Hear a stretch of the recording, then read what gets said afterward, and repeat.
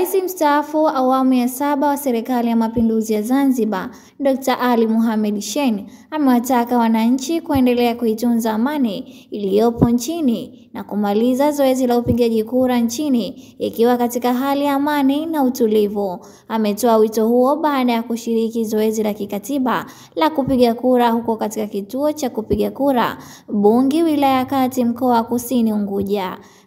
Kwa hivyo sisi tunapaswa kutunza amani sana. Uchaguzi jambo la kidemokrasia, jambo la maendeleo, si jambo la mtu anatafuta maendeleo atafuta amani. Sira na Mungu tunaambia wananchi waendelee kuwa na amani, sio katutu. Baada katika maisha yetu yote na wajaji hapo waje mapema sana waje mapema alafu kupumzika nyumbani.